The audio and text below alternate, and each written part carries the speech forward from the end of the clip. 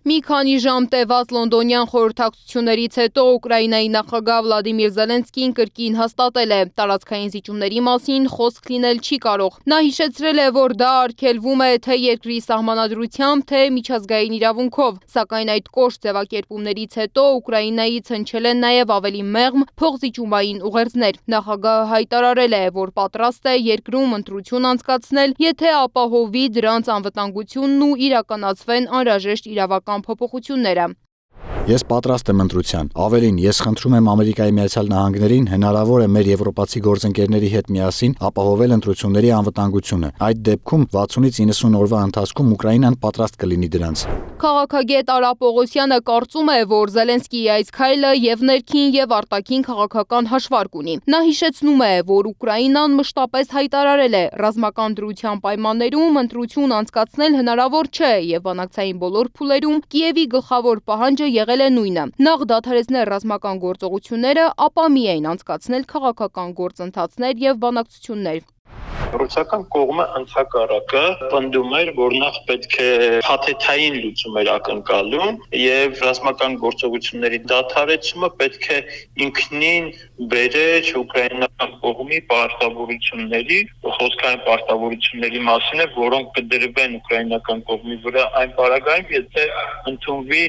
մասնավորապես Թրամփի պլանը։ Այս ստեղծված կոնֆիգուրացիայի մեջ ես կարծում եմ Զելենսկին, ում վրա իրականում բավական լուրջ ճնշումներ կա հատկապես Միացյալ Նահանգների կողմից, փորձում է այսպես խուսանավել։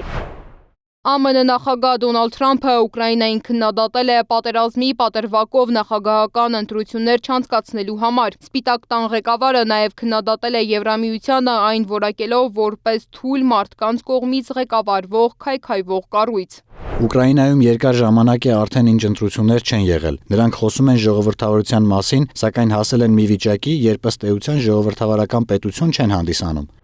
Քաղաքագետը չի բացառում, որ Զելենսկին կարող է ընդունել ընտրություն անցկացնելու գաղափարը։ Ըստ քաղաքագետի, նոր ընտրությունը կամ ամրապնդելու է Զելենսկիի դիրքերը, կամ ճանապարհ է բացելու նոր առաջնորդի համար։ Ակնհայտ է, որ այժմ Զելենսկին նույնիսկ արևմտյան աշխարհում չի ընկալվում որպես ամբողջական լեգիտիմություն ունեցող առաջնորդ։ Ամերիկագետ Սուրեն Սարգսյանը ևս կարծում է, որ ընտրությունների անցկացումը հնարավոր է նույնիսկ պատերազմի ու համաճարակի պայմաններում։ Նրա խոսքով մասնակցությունը հավանաբար ամբողջական չի լինի, բայց գործընթացը այդուամենայնիվ տեղի կունենա։ Ըստ էության նա հայտարարություն է միայն արել, որ պատրաստ է այդ ճանապարհով, բայց դեռևս նախապայման էլ կա, ամենայն դեպս այս պայմանությամբ Ուկրաինայի ճակատագիրը առաջին հերթին այս process-ների, գլոբալ process-ների ձեռքում է, եւ այս գլոբալ process-ներն էլ, որոնք որ գլոբալ խաղացողների կողմից են, այսպես ասենք, ընթացքի մեջ։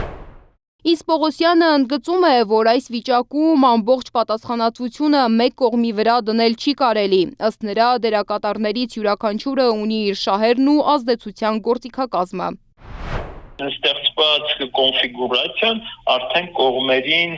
հարկադրում է սեփական քաղաքականություն վարել։ Ամեն ինչ չէ նաև կախված Ռուսաստանի դաշնությունից, թեպետ հակամարտող կողմը Ռուսաստանի դաշնությունն է, որը այս պահին ունի առավելություն ուկրաինական կողմի նկատմամբ եւ կարող է ռազմական գործողությունների շարունակման պարագայում ավելի մեծ առավելություն ստանալ, բայց այս պահին ակնհայտ է, որ Ռուսաստանը